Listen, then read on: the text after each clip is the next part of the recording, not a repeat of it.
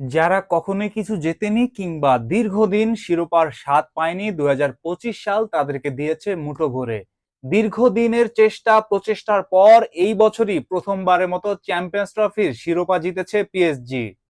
৩৩ বছর পর ইতালিয়ান শিরোপা জিতল নেপোলি। এবছরই কনফারেন্স কাপ জিতে উয়েফার সকল টুর্নামেন্টের শিরোপা ঘরে তুলেছে চেলসি। দীর্ঘ ১৭ বছর পর এবার ইউরোপা লিগ জিতল টটেনহাম। ২০০২-এ শেষবার জিতেছিল। এবার ২৩ বছর পর বাংলাদেশের ঘরোয়া লিগ জিতল মোহামেডান। ম্যান সিটিকে হারিয়ে এফএ কাপ নিশ্চিত করে ১২০ বছরের ইতিহাসে প্রথমবার কোনো শিরোপা জিতল ক্রিস্টাল প্যালেস। ইতালিয়ান কাপে এসি মিলানকে হারিয়ে ৫১ বছরের ইতিহাসে প্রথমবার কোনো শিরোপা জিতল বোলোনিয়া।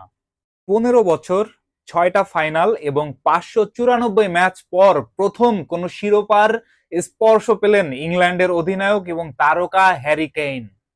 এবারের আইপিএল এর ফাইনালে মুখোমুখি হতে যাচ্ছে রয়্যাল চ্যালেঞ্জার্স ব্যাঙ্গালোর এবং পাঞ্জাব কিংস। এর আগে ফাইনাল খেললেও কোনো দলই কখনোই শিরোপা জিততে পারেনি। এবার আইপিএল দেখতে যাচ্ছে নতুন এক চ্যাম্পিয়নকে। প্রথমবার আইপিএল ট্রফি উঁচিয়ে ধরার স্বপ্ন পূরণ হতে যাচ্ছে বিরাট কোহলি কিংবা প্রীতি জিন্তার।